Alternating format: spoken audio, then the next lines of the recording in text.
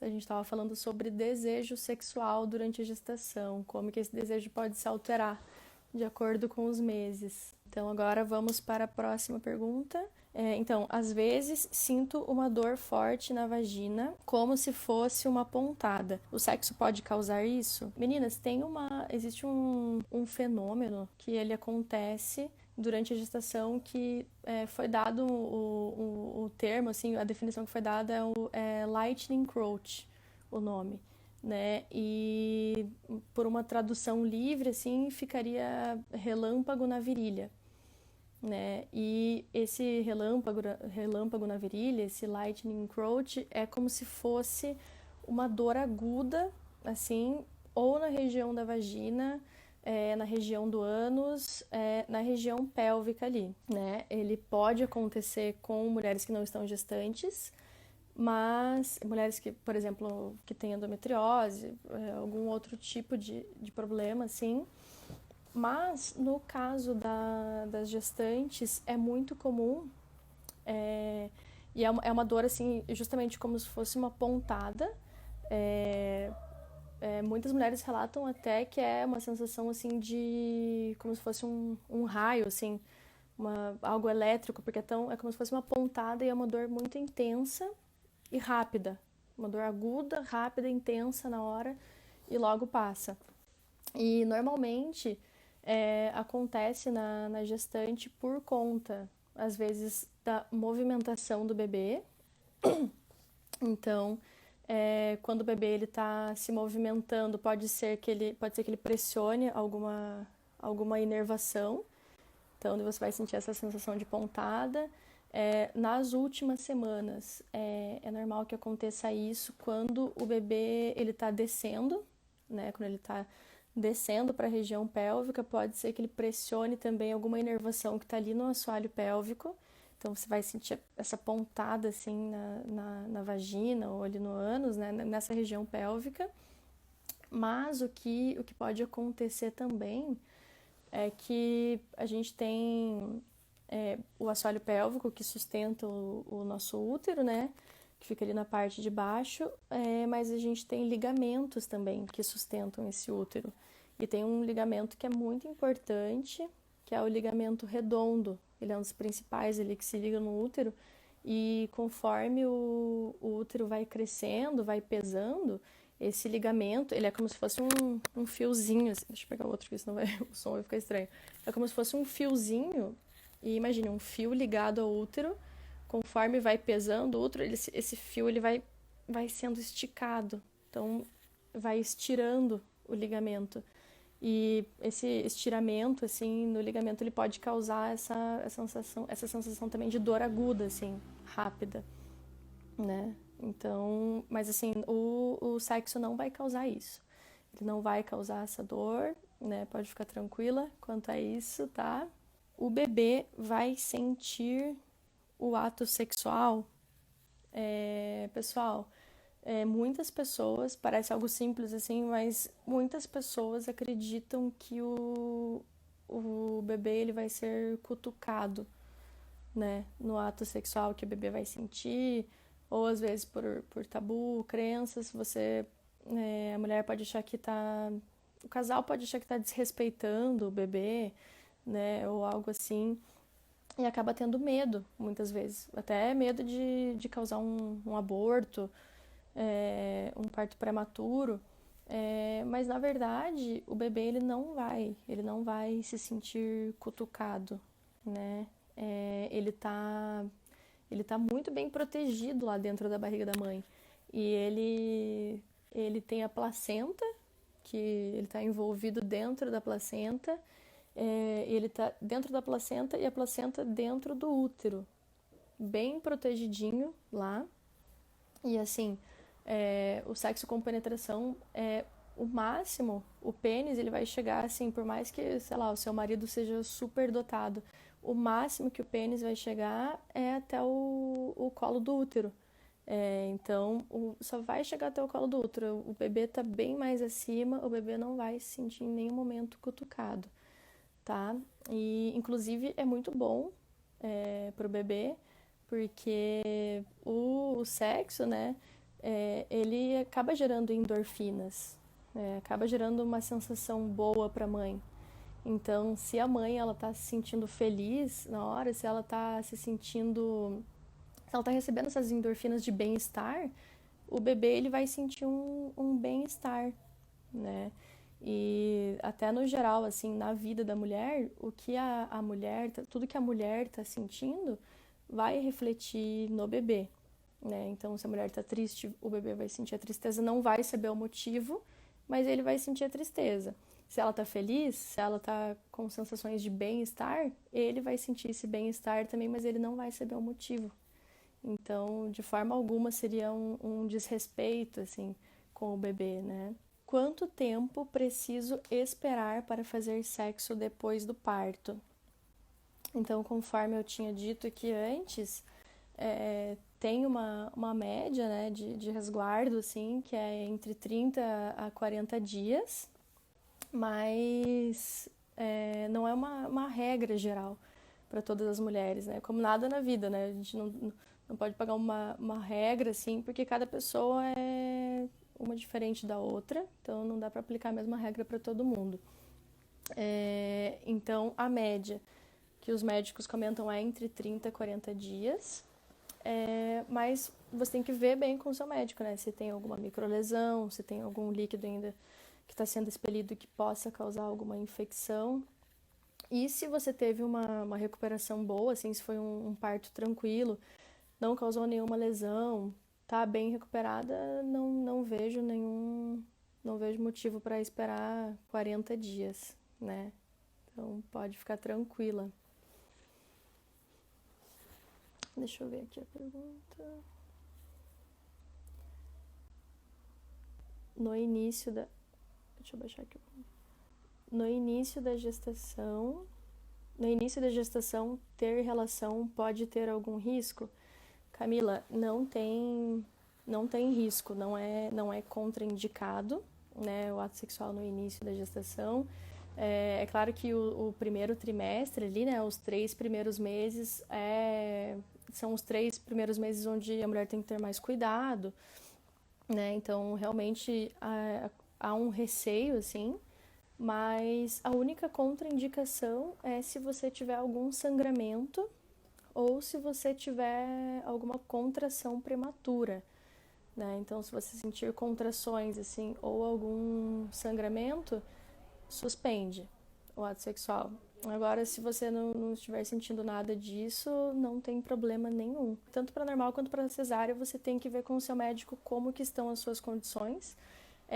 Como tem muitas mulheres que fazem cesárea e se recuperam assim muito rápido, que tem uma cicatrização ótima, e muitas mulheres que têm parto normal que acabam tendo uma recuperação mais demorada. Então é muito relativo de mulher para mulher, né? É claro que assim na cesárea, inicialmente, seria complicado ter alguma relação sexual ali logo nos primeiros dias, né? Na primeira semana, por conta da cicatrização. Mas se você tiver uma cicatrização boa, também acredito que não seja necessário os 40 dias de resguardo, né? E também vai muito da dinâmica do casal, né? Porque ali nos primeiros dias é mais complicado, todo mundo sabe porque tem um serzinho novo ali, então vai ser uma nova rotina ali, principalmente na primeira semana, até ver a questão do sono dos pais, o sono do bebê, a mãe ela tá também se adaptando, ela tá vendo como que tá aprendendo a amamentar, né? Principalmente para as mães de primeira viagem, assim, é algo completamente novo. Então, nos primeiros dias mesmo, é um pouco complicado ter relação sexual, mais por conta disso, da dinâmica do casal e pela recuperação da cicatriz, né? Mas não é regra, cada casal é de uma forma. As mães de primeira viagem até é normal que essa. A gente estava comentando antes da questão do desejo sexual, porque é algo completamente novo.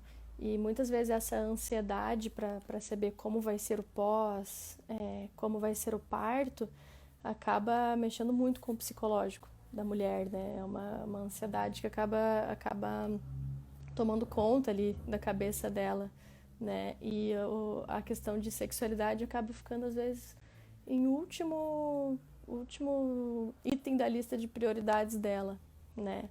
Mas é importante que seja falado, sim, porque não dá para ignorar a sexualidade. Inclusive, eu acredito que os profissionais da saúde têm esse papel de perguntar, não precisa esperar a mulher, não precisa esperar a paciente falar que está com alguma dificuldade, algum problema sexual. Isso tem que partir do profissional da saúde, porque tem que fazer parte da avaliação. Você tem que saber como que está a vida sexual da mulher, porque faz parte da vida. Sexo é algo normal, fisiológico, né? Todo mundo faz. A cesárea vai evitar que eu tenha dor sexual no pós-parto? Pessoal, a dor sexual no pós-parto, ela é muito comum, não deve ser considerada como normal. É muito comum, só que também é fácil de resolver, né? Na maioria das vezes. Muitas mulheres, elas sentem dor sexual no pós-parto, independente de cesárea ou parto normal, por falta de lubrificação, né? Então, a falta de lubrificação... Imagine, toda aquela crescente que eu comentei com vocês, né? Durante os meses, por conta da maior irrigação ali na pelve, a mulher ela vai ter uma lubrificação assim ótima, vai ter uma lubrificação muito boa durante a gestação. Só que a partir do momento que ela tem o parto, que ela passa pelo parto, há uma alteração dos hormônios novamente e entra a ação de um hormônio que é a prolactina. E essa prolactina, ela faz com que o desejo da mulher, assim, acabe. A mulher, no pós-parto, ela sente... Na maioria das mulheres, ela sente desejo zero, assim, por conta dessa prolactina. E como essa prolactina, ela age no desejo, a mulher ela não vai conseguir ter uma lubrificação, uma boa lubrificação, né? Então, e às vezes acaba ali forçando um sexo, porque ela está acostumada durante a gestação a ter uma lubrificação boa. Então, a partir do momento que ela não tem mais essa lubrificação, ela acha estranho, assim, não sabe o que fazer, acha que é algum problema, que há muitas vezes que ela não gosta mais do marido, né, que está algum problema ali na relação, mas é justamente a questão hormonal, né? E nessa fase inicial, o que é indicado, assim, como vai ter essa falta de lubrificação, é que seja usado um lubrificante, né? Não tem problema nenhum, use lubrificante lá, que vai facilitar muito na questão da dor sexual. E eu, particularmente, eu indico que sejam usados lubrificantes naturais. Então, evitem usar aqueles lubrificantes, por exemplo, KY, que é bem famoso, né? Que tem nas farmácias, assim, lubrificantes com cheiro forte, porque a maioria desses lubrificantes, eles têm propriedades minerais, propriedades do petróleo. E essas propriedades, né, tem uma em particular que é o propileno glicol. Vocês podem até, quando forem na farmácia, deem uma olhadinha na composição do lubrificante. Esse propileno glicol, ele causa uma irritação muito grande para a região da vulva, para a região da vagina. Então, essa substância ela pode causar uma ardência, pode causar uma vermelhidão, assim. Evitem qualquer produto que tenha essa substância, propileno glicol, tá? E até sabonetes íntimos, assim, é bem comum. Se sabonetes íntimos eles têm esse propileno glicol, evitem, tá? Porque não faz bem não para vulva. E o que pode ser usado então como lubrificante natural é o próprio óleo de coco. O óleo de coco todo mundo sabe que é usado, hoje em dia ele está muito em alta, né? O pessoal usa para passar no cabelo, usa na cozinha, usa para hidratar tudo, assim, mas porque realmente ele é uma coisa maravilhosa, ele é muito bom e ele pode ser usado como lubrificante, né? E como ele tem uma consistência assim um pouquinho mais depende da região que você mora, né? Aqui eu moro no Paraná, um pouquinho mais frio, então se deixar em temperatura ambiente, ele fica mais durinho. Então, às vezes, se você mora numa região mais quente, ele já fica numa consistência assim líquida. Mas se você tá com ele, se você tem ele, e ele tá sempre mais durinho, o ideal é que você amoleça ele em banho-maria, tá? Então coloca lá em banho-maria, deixa um tempo no sol, deixa ele ficar numa consistência mais líquida e pode mandar ver, usa como lubrificante ali, que ele vai ser até bom para hidratar aquela região da vulva, região da vagina. Vou ter dor sexual se tiver parto normal? Pessoal, a mesma coisa da pergunta anterior, né? Então, independente da via de parto, a prolactina ela vai agir no pós-parto, então vai diminuir a lubrificação, independente do tipo de parto. Se é o parto vaginal, né? Se é o parto normal ou se é a cesárea, é comum essa dor sexual por conta da falta de lubrificação, né? Só que, assim, no parto normal, podem ter outros fatores também. Um deles é que muitas mulheres ainda, infelizmente, elas passam pela episiotomia, né, durante o parto. E para quem não estava na live no começo quem não estava no começo da live, a episiotomia ela é um corte. É um corte que é feito mais ou menos em 45 graus para, né, quem faz esse corte, quem ainda adere ele, tem a justificativa que é para facilitar a saída do bebê. Mas, na verdade, assim, hoje em dia nós já sabemos que ele não tem respaldo nenhum, esse corte, né? E muitas mulheres, infelizmente, passam pela episiotomia no parto normal e a maioria das mulheres que passam pela episiotomia acabam apresentando dor sexual, né? Justamente porque é um corte cirúrgico, é algo que vai agredir ali até o tecido muscular da mulher, vai ter uma demora para cicatrização, pode ter aderências, né? Então a mulher que passa pela episiotomia, a maioria tem dor sexual e pode ficar por um bom tempo, né, tendo essa dor, assim. Então, por isso que é muito importante que a mulher converse muito bem com a equipe que está cuidando dela, da equipe médica, os enfermeiros, quem tá prestando assistência, né, para esse parto, e tem que deixar muito bem claro que você sabe da existência desse corte e que você não quer que seja feito ele, não quer que ele seja feito em você, né? Então, assim, dos pilares do parto humanizado é que a mulher ela tenha liberdade para fazer as escolhas no seu parto.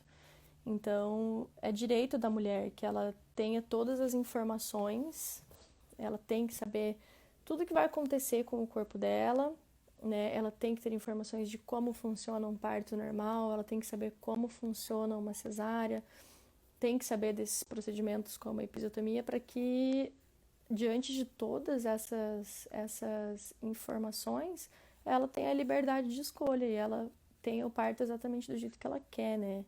Então, isso seria um parto humanizado, né? Respeitando as vontades da mulher.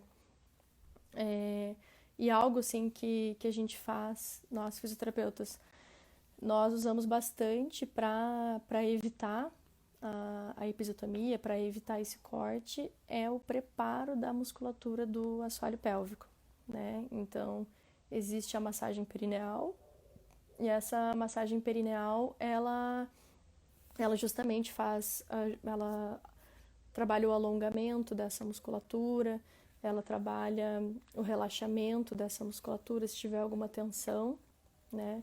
Então, se essa massagem for feita ali, o que é indicado a partir da 34ª semana, ali da semana 34, pode-se evitar, né, a episiotomia e também pode-se evitar as lacerações naturais que podem acontecer durante o trabalho, durante o parto normal, né? E a laceração que acontece, ela pode ter 4 graus, né? Então, normalmente, o mais comum, assim, é que se essa musculatura não estiver bem preparada, a mulher, ela chega até grau 1, grau 2, que seria tipo um... Grau 1 seria somente por exemplo, sabe quando você vai comer alguma coisa e morde um pedacinho da tua bochecha, assim?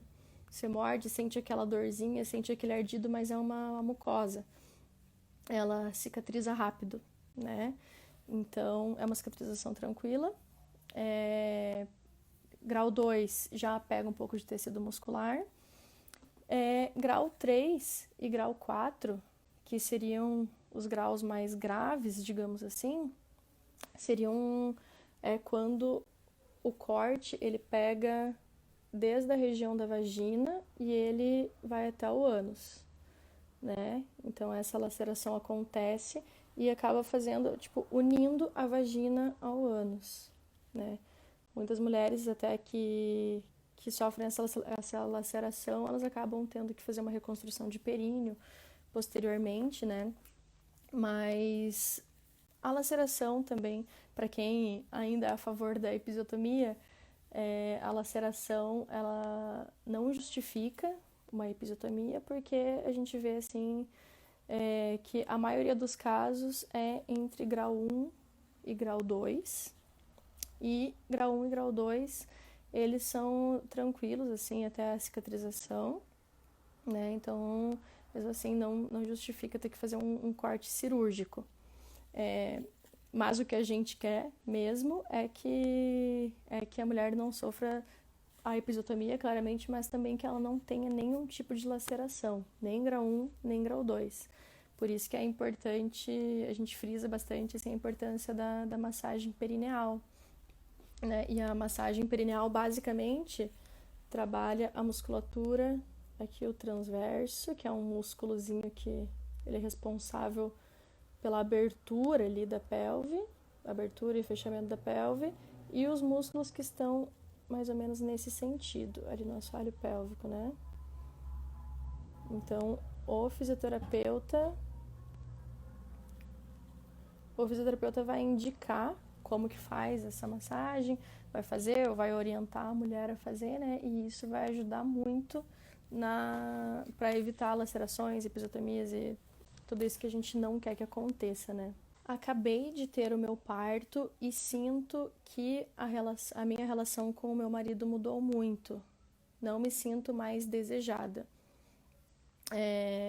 Isso entra muito no que eu estava falando no início da live, né?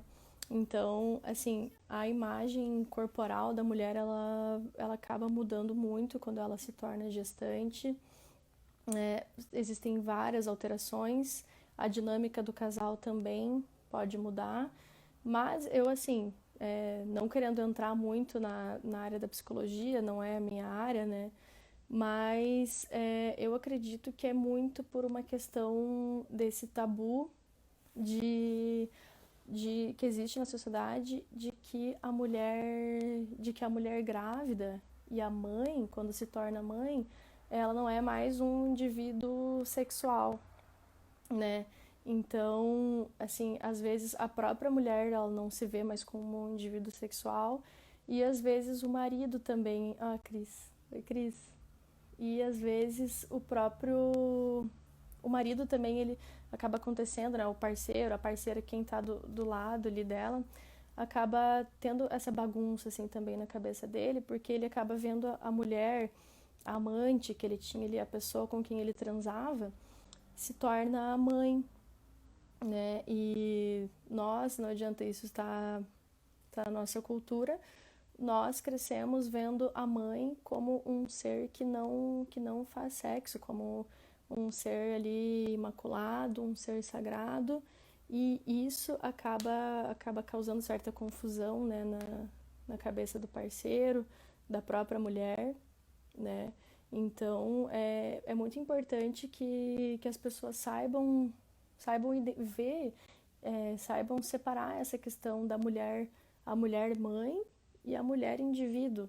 É, a mulher, ela, depois que ela tem o filho, ela não é só a mãe do fulano, né? Por exemplo, eu sou a Aline aqui. Se eu tiver um filho, eu não vou me tornar a mãe do fulano. Eu continuo sendo a Aline, eu continuo tendo as minhas vontades, continuo tendo os meus desejos, só que agora com um adicional que eu também sou mãe, né? E muitas vezes as mulheres elas acabam se tornando só mãe e não existe mais nada ali para essa mulher. Essa mulher, a partir do momento que se torna mãe, não tem mais desejos, não tem mais vontades, né? E também algo que eu acredito que influencia bastante também no pós-parto é que a mulher, ela, com a amamentação, também acaba alterando essa imagem corporal. Então, o parceiro ali, quem está do lado dela, vê, né, essa questão da mulher amamentando, vê o seio dela, vê o peito, né, vê a mama dela antes, que era algo que ele era algo que lhe causava tesão, e agora é algo que está alimentando o filho dele, né? Então, como que funciona essa dinâmica? É uma loucura ali para a cabeça dos dois, né? Mas eu não vou me aprofundar muito nisso, porque é algo mais das alterações psicológicas, né? Que acontece ali para a mulher, que acontece para o casal. E nós, como fisioterapeutas, nós frisamos mais nas alterações físicas mesmo, né? Pessoal, já está na hora de finalizar a live. Não quero que bata ali que ultrapasse 1 hora, porque senão eu não consigo salvar ela. Então, eu vou finalizar ela, porque daí eu vou deixar salvo. Quem não conseguiu ver tudo, eu vou salvar e já vou tentar postar ali no IGTV hoje mesmo, tá? E vocês podem acompanhar, podem ver depois com calma. E eu quero agradecer a todo mundo que entrou na live. Quero agradecer quem mandou as perguntas. Fico muito feliz, quero fazer mais vezes. Eu acho que é um assunto que tem muito ainda que ser debatido, muita informação que às vezes parece básica, mas que a maioria das pessoas não tem, né? E uma das formas de acabar com toda a repressão, toda, né, essa coisa meio que de esse assunto que não é nem visto, nem ouvido, é justamente conversando, batendo papo. Então, pessoal, é isso. Muito obrigada. Gente, um beijo e tchau.